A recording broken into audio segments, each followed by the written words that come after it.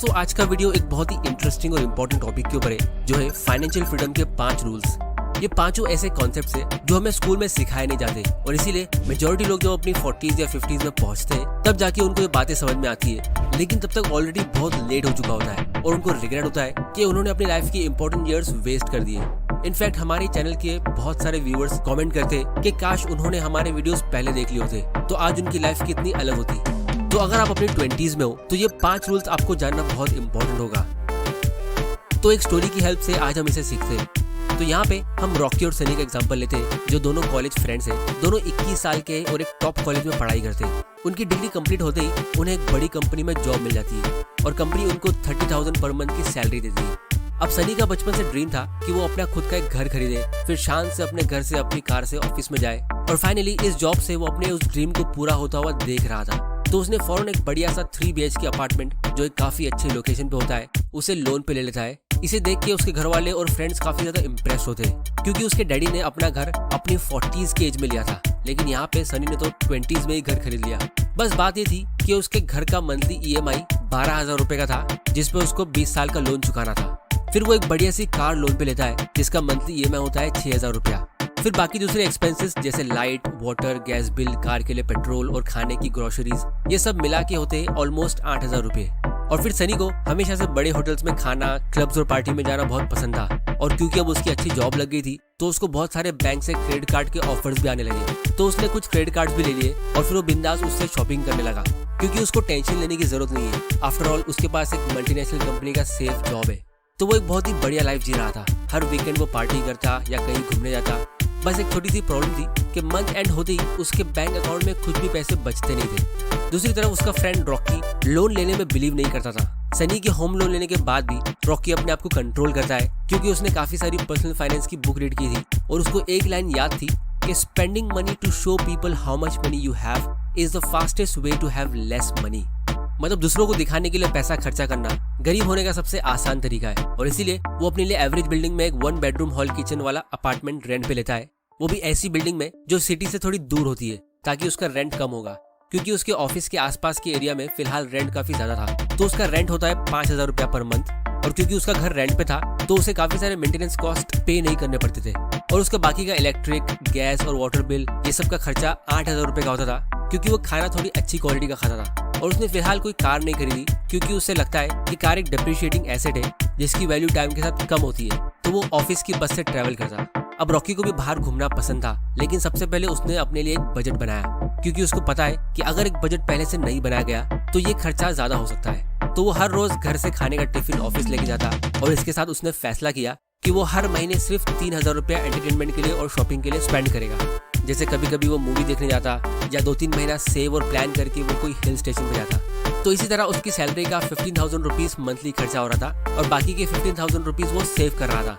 वो एक काफी हम्बल और सिंपल लाइफ जी रहा था। और यहीं पे मुझे एक साइकोलॉजी ऑफ मनी का एक कोट याद आता है कि savings is the gap between your ego and your income. इसका मतलब क्या होता है हम इसे वीडियो में आगे डिस्कस करेंगे। तो सेव किए हुए पैसों को उसने प्लान किया कि वो उसे स्टॉक्स और म्यूचुअल फंड में इन्वेस्ट करेगा। तो सबसे पहले उसने एक SIP यानी सिस्टमैटिक इन्वेस्टमेंट प्लान सेट कर दिया 5,000 रुपए का। मतलब ये अमाउंट उसकी सैलरी के आते ही बैंक से अपने आप निकल जाता है और इन्वेस्ट हो जाता है और बाकी के 10,000 रुपए का वो खुद रिसर्च करके अच्छी कंपनी का स्टॉक्स लेता। तो ये सब खर्चा होने के बाद भी उसके पास मंथ एंड में एक्स्ट्रा पैसे बच जाते थे।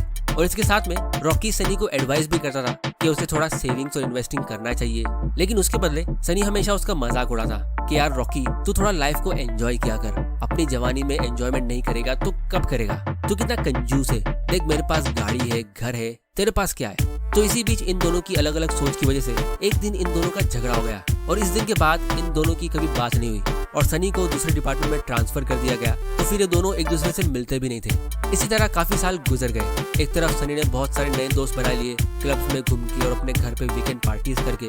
दूसरी तरफ रॉकी ने अपने सेव किए हुए पैसों को अच्छे स्टॉक्स में लॉन्ग टर्म के लिए इन्वेस्ट करना शुरू कर दिया और साथ में उसने अपना एक ऑनलाइन बिजनेस भी शुरू किया, जिसमें उसने एक एम्प्लॉय को रखा। शुरुआत में रॉकी को वो ऑनलाइन बिजनेस सेटअप करने में काफी मेहनत लगी, लेकिन धीरे धीरे करके वो सेट हो गया। अब एम्प्लॉयज की सैलरी देने के बाद उसका 10-15 हजार रुपए का प्रॉफिट वहां से निकलता था, जो धीरे धीरे करके ग्रो होने लगा। तो उसकी इनकम बढ़ रही थी, पैसे अलग अलग जगह से आ रहे थे, लेकिन उसने फिर भी अपना एक्सपेंस बढ़ाया नहीं। वो वही टिफिन लेके ऑफिस जाता और ऑफिस की बस से ट्रैवल करता, क्योंकि जब भी वो अपना खर्चा बढ़ाने का सोचता तो उसके दिमाग में यही फोटो आता कि अगर वो अपने एक्सपेंस बढ़ाते रहेगा तो वो इस रैट रेस में हमेशा हमेशा के लिए फंस जाएगा और उसे जल्दी से जल्दी इस रैट रेस से निकलना था। तो ये सब चीजें वो साइलेंटली कर रहा था क्योंकि ये सारा कैलकुलेशन उसके दिमाग में था और इसीलिए उसको देख के कोई पता नहीं लगा पा रहा था कि वो एक्चुअली में अपने फ्री टाइम में करता क्या है। सबको यही लगता था कि वो अपने फ्री टाइम में कंप्यूटर में वीडियो गेम खेलता होगा या बोरिंग बुक्स रीड करता होगा, क्योंकि दूर से उसका लाइफस्टाइल काफी बोरिंग दिख रहा था और इसीलिए कोई उसे रोल मॉडल की तरह देख रहा नहीं था। मतलब उसके फ्रेंड्स उसे कॉपी नहीं करते थे बल्कि सनी की लाइफ को कॉपी करते थे और इसी तरह 7-8 साल निकल गए। फिर एक दिन अचानक से देश में पैंडेमिक शुरू हो जाता है जिसकी वजह से पूरी कंट्री में रिसेशन आ जाता है। लोग शॉपिंग करना बंद कर देते और जिस कंपनी में रॉकी और सनी काम करते थे उस कंपनी के भी बुरे दिन चालू हो जाते हैं। इनफैक्ट कंट्री की सारी कंपनीज वो टाइम पे स्ट्रगल करती है तो उनकी कंपनी को सर्वाइव करने के लिए मजबूरन अपने 500 एम्प्लॉयज को निकालना पड़ता है जिसमें सनी और रॉकी दोनों का नाम होता है। ये बात दोनों को शॉकिंग लगती है क्योंकि जॉब से फायर होना किसको पसंद है, लेकिन रॉकी को इतना टेंशन नहीं होता है क्योंकि उसने हमेशा 4 कदम आगे का सोचा। उसने इस फायर के बदले अपने दूसरे फायर का इंतजाम कर लिया था। उसके पास इमरजेंसी फंड्स थे, बहुत सारी कंपनीज से उसको पैसिव इनकम की तरह डिविडेंड मिल रहा था और उसका एक ऑनलाइन बिजनेस भी चल रहा था। लेकिन सनी ये ले ऑफ की बात सुन के हक्का बक्का रह गया। उसने इस बारे में कभी सोचा ही नहीं था। उसको लगता था कि जॉब सिक्योरिटी रियल होती है क्योंकि बचपन से वो यही सुनता आ रहा था। लेकिन जैसे ही उसको जॉब से निकाला गया तो बैंक का होम लोन और कार लोन डिपार्टमेंट सनी के पीछे पड़ गया क्योंकि उसके 20 साल के होम लोन में से आधा लोन तो भी बाकी था और कार लोन का भी 2 साल अभी बाकी था। उसके इतने सारे फ्रेंड्स जिनको वो अपना मानता था अब उसको उनकी रियलिटी पता चलने लगी। सच ये है कि इस टाइम पे सबकी हालत खराब थी, इसीलिए उसको अपने रिश्तेदारों और अपने घर वालों से उधार लेके गुजारा करना पड़ा। लेकिन ये भी हमेशा नहीं चल सकता तो फाइनली उसने फैसला किया कि वो अपनी कार बेच देगा। लेकिन रिसेशन की वजह से मार्केट बहुत बुरा था तो उसको वो कार बहुत सस्ते प्राइस में बेचनी पड़ी और जो पैसे उसे गाड़ी को बेच के मिले उसको उसने फौरन होम लोन की EMI के लिए भर दिया। और यही टाइम पे जब उसको लग रहा था कि इससे बुरा और क्या हो सकता है कि उसको जॉब से निकाल दिया गया और उसने अपनी कार को सेल कर दिया, तभी उसको खबर मिलती है कि उसके एक फैमिली मेंबर को कोरोना वायरस हो गया है। सनी के पास इंश्योरेंस था लेकिन वो इंश्योरेंस उसकी कंपनी ने प्रोवाइड किया था और क्योंकि उसे जॉब से निकाल दिया गया तो उसका इंश्योरेंस भी अब नहीं रहा और इसीलिए उसे अपनी वाइफ की ज्वेलरी बेच के और जो भी थोड़े बहुत पैसे उसने यहाँ वहाँ सेव किए थे वो सारे मेडिकल एक्सपेंस में खर्च करने पड़े। मतलब अब सनी पूरी तरह ब्रोक हो चुका था और उसकी हालत काफी खराब थी क्योंकि उसको हर महीने होम लोन की EMI भरनी थी और उसको जॉब भी नहीं मिल रहा था क्योंकि सब कंपनीज वो टाइम पे लोगों को निकाल रही थी, हायर कोई नहीं कर रहा था। तो उसका एक एक दिन बहुत मुश्किल से गुजर रहा था और इसीलिए वो थोड़ा डिप्रेशन में भी चला गया। यहाँ तक कि उसके दिमाग में सुसाइड के भी ख्याल आने लगे और वो अपनी लाइफ को ब्लेम करने लगा कि उसके साथ ही ऐसा क्यों होता रहता है। इसी बीच उसको रॉकी का कॉल आता है जो उसे अपने घर बुलाता है। अब क्योंकि ये दोनों पुराने दोस्त थे और रॉकी को सनी की खराब कंडीशन की खबर कहीं से मिल गई थी तो जब ये दोनों मिले तो उनमें कुछ पुरानी बातें हुई। सनी ने सबसे पहले रॉकी को उस झगड़े के बारे में सॉरी कहा कि वो जोश में आके थोड़ा इगोइस्टिक हो गया था। फिर उसने बताया कि उसकी हालत बहुत खराब है, उसकी कोई मदद भी नहीं कर रहा है। तब रॉकी कहता है कि मैं तो उस झगड़े के बारे में कब का भूल चुका था, मैंने तो तुझे उसी दिन माफ कर दिया था, मुझे पता है कि तू दिल से बहुत अच्छा इंसान है। तो दोस्तों यहाँ पे आप लोगों के लिए एक बोनस रूल ये है कि दुनिया में पुअर और इगोइस्टिक लोग यानी गरीब और अखड़ू लोग बहुत सारे हैं जिनकी जेब में इतना पैसा नहीं होता है जितना उनका ईगो होता है। तो ऐसे लोगों से बदला लेने के लिए आप अपना टाइम वेस्ट मत करो, लाइफ उनको खुद ही सबक सिखा के हम्बल बना देगी और फिर आपकी सक्सेस उनके जख्म पे एक्स्ट्रा नमक डाल देगी। तो इसीलिए aim to be rich and humble, not poor and arrogant. फिर रॉकी सनी को कहता है कि देख दोस्त, मैं जल्दी रिटायर होके अपनी वाइफ के साथ एक वर्ल्ड ट्रिप पे जाने का सोच रहा हूँ और मुझे चाहिए एक ऐसा भरोसे वाला आदमी जो मेरे ऑनलाइन बिजनेस का ध्यान रख सके। मुझे पता है कि तुम दिल से काम करते हो, इसलिए मैं सोच रहा हूँ कि मैं तुम्हें 15,000 रुपए की मंथली सैलरी पर रख लूँ। ये सुन के सनी काफी खुश हुआ लेकिन शॉक भी। खुश इसीलिए क्योंकि उसने चैन की सांस ली कि उसके सर से वो होम लोन का और वो रिकवरी एजेंट्स का टेंशन दूर हो गया। लेकिन शॉक इसीलिए कि इतना जल्दी रॉकी रिटायर कैसे हो सकता है, अभी तो वो बस 28 साल का है। 8 साल पहले ये दोनों ने बिल्कुल एक जैसी शुरुआत की थी लेकिन आज इन दोनों की फाइनेंशियल कंडीशन में जमीन आसमान का फर्क है। तो अब हम इनकी लाइफ से कुछ इंटरेस्टिंग लेसन्स डिस्कस करते हैं। तो दोस्तों अगर आपने इस स्टोरी में ध्यान दिया है तो सनी की फाइनेंशियल कंडीशन खराब होने का सबसे पहला और सबसे मेन रीजन था लोन।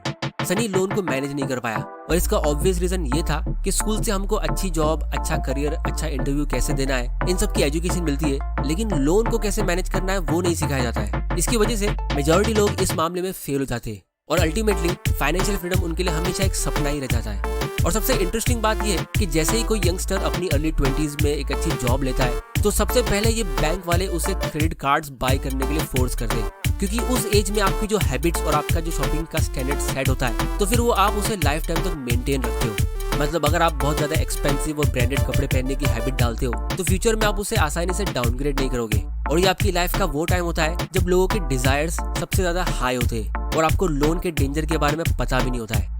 इसीलिए बिल्कुल अपने शुरुआत से लोग लोन को एक नॉर्मल चीज समझने लगते हैं और फिर अपनी पूरी जिंदगी में अपनी कंपनी के बॉस के साथ वो अपने बैंक वालों को भी बॉस बना देते हैं। अब सोसाइटी, गवर्नमेंट और बाकी सब लोग इसे प्रमोट इसीलिए करते हैं क्योंकि इस डेट ट्रैप से गवर्नमेंट, बैंकर्स और कंपनीज का फायदा होता है। अगर आप हमेशा डेट ट्रैप में या ज्यादा लोन में रहोगे तो आप ज्यादा काम करोगे, तो इकोनॉमी के लिए अच्छा है, मतलब गवर्नमेंट के लिए भी क्योंकि आप जीडीपी बढ़ा रहे हो, कंपनीज के लिए भी अच्छा है क्योंकि उनके कस्टमर्स बढ़ रहे हैं, लोग ईएमआई पे चीजें खरीद रहे हैं, उनका बिजनेस और सेल्स बढ़ता रहेगा। और बैंकर्स के लिए भी अच्छा है क्योंकि आप ईएमआई पे कर रहे हो और उनको इंटरेस्ट दे रहे हो। बस आपकी पर्सनल लाइफ और फाइनेंशियल फ्रीडम के लिए अच्छा नहीं है, बाकी सबके लिए अच्छा है। और जब आप लोन लेते हो तो आप कंपाउंडिंग के पावर के खिलाफ जाते हो और इसके डेंजरस इफेक्ट को कि ये किस तरह आपकी फाइनेंशियल लाइफ को डिस्ट्रॉय करता है, जो लोग कभी समझ भी नहीं पाते। दोस्तों, जब आप लोन के ट्रैप से अपने आप को बचा लेते हो तो उसके बाद सवाल ये उठता है कि उन पैसों से हमें करना क्या है, क्योंकि काफी सारे लोग लोन लेने के लिए ये भी बहाने देते हैं कि उससे उनके खर्चे कंट्रोल में रहते हैं। जैसे अगर किसी की सैलरी 30,000 पर मंथ की है और उसको 14,000 रुपीज का ईएमआई पे करना है तो ही वो अपने बचे हुए 16,000 से अपना गुजारा करेगा।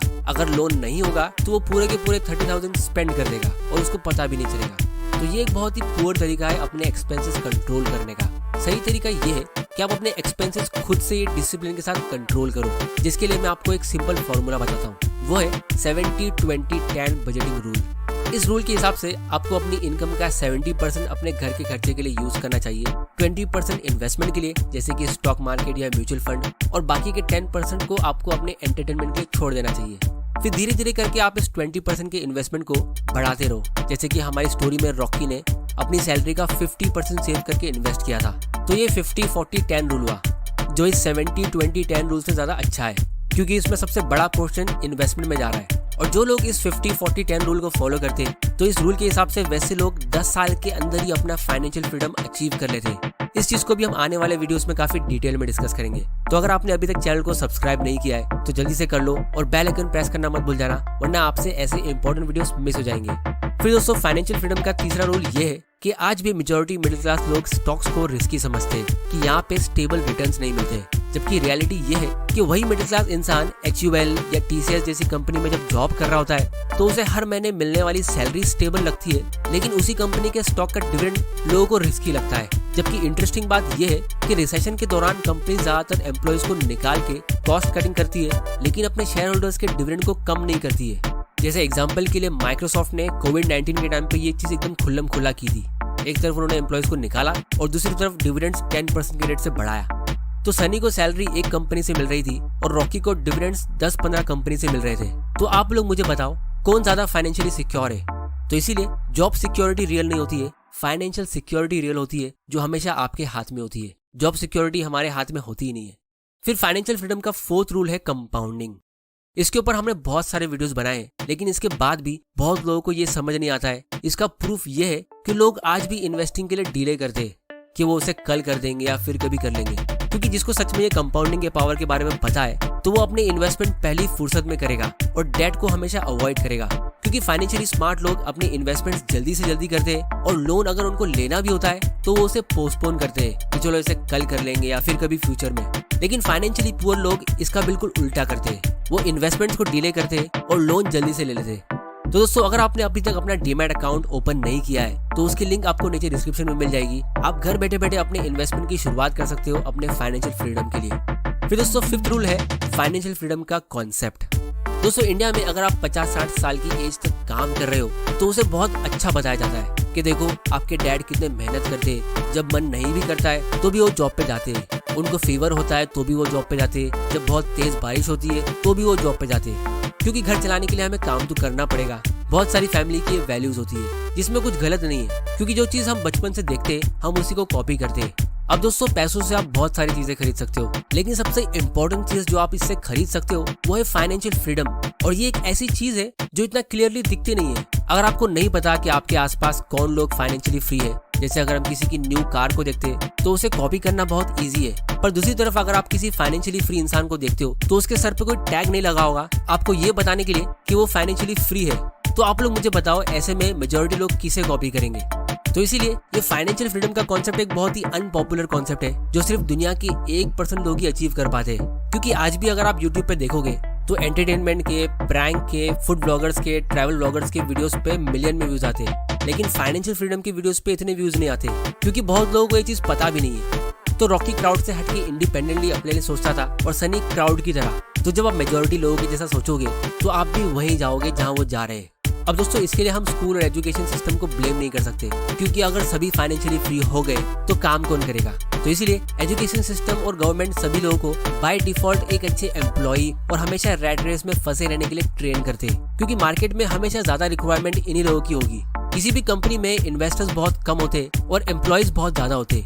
मतलब इन्वेस्टर और बिजनेसमैन दुनिया में सिर्फ 1% होते और बाकी के 99% एम्प्लॉयज होते। तो चॉइस आपकी है कि आपको कौन सी साइड में रहना है। अगर आपको जल्दी फाइनेंशियल फ्रीडम अचीव करना है और उस 1% के लोगों में आना है तो उसके लिए आप इस चैनल को सब्सक्राइब जरूर कर लेना और बेल आइकन प्रेस कर देना क्योंकि इन 5 कॉन्सेप्ट्स के अलावा और भी इंपॉर्टेंट टॉपिक्स है जिनको हम फ्यूचर में डिस्कस करेंगे। जैसे एक हो गया टैक्स। रिच लोग टैक्स को समझते और इसीलिए काफी ज्यादा अर्न करने के बाद भी वो बहुत लो टैक्स पे करते। जैसे इलॉन मस्क ने, जो दुनिया के सबसे अमीर लोगों में से एक है, उन्होंने 2018 में $1 का भी टैक्स पे नहीं किया। लेकिन मिडिल क्लास लोगों की काफी कम सैलरी होने के बाद भी वो काफी ज्यादा टैक्स पे करते। या फिर बहुत सारे लोग टैक्स से बचने के चक्कर में बहुत सारे फेल्ड इन्वेस्टमेंट कर लेते और इसको भी हम आने वाले वीडियोस में काफी डिटेल में डिस्कस करेंगे। टैक्स के अलावा बहुत सारे लोग स्टॉक मार्केट में किस तरह एंटर करना है वो नहीं समझ पाते। फाइनेंशियल स्टेटमेंट तो बहुत दूर की बात है, इंश्योरेंस या गारंटीड इनकम पॉलिसीज को किस तरह रीड करना है वो भी नहीं समझ पाते। तो आने वाले वीडियोस में मैं आप लोगों के साथ ये सारी चीजों के साथ फाइनेंशियल फ्रीडम की भी डिटेल स्ट्रेटेजी डिस्कस करूंगा कि कैसे आप मिनी रिटायरमेंट से लेके फायर और फिर अल्टीमेट फाइनेंशियल फ्रीडम यानी फायर्ड तक, यानी financial independence, retire early with dividends तक पहुंच सकते हो। इन सारी टॉपिक्स को हम आने वाले वीडियोस में धीरे धीरे करके कवर करेंगे क्योंकि इस चैनल के जरिए मेरा गोल यही है कि मैं आप लोगों की फाइनेंशियल फ्रीडम की जर्नी में हेल्प करूं। तो दोस्तों आज की वीडियो में इतना ही। उम्मीद करता हूं कि आपको इससे कुछ ना कुछ सीखने जरूर मिला होगा। तो इसे अपने फ्रेंड्स और फैमिली मेंबर्स के साथ शेयर जरूर करना ताकि वो भी फाइनेंशियली एजुकेट हो जाए और आप एक दूसरे को अपनी फाइनेंशियल फ्रीडम की जर्नी में सपोर्ट करो। फ्री में डीमैट अकाउंट ओपन करने की लिंक नीचे डिस्क्रिप्शन में। उम्मीद करता हूं कि आपको इस वीडियो से कुछ ना कुछ सीखने जरूर मिला होगा। तो इस वीडियो को अपने फ्रेंड्स और फैमिली के साथ शेयर करो और उनको भी एजुकेट करो। पसंद आया तो इसे लाइक करो, नहीं पसंद आया तो डिसलाइक करो। आपका वैल्यूएबल टाइम देने के लिए thank you and good bye.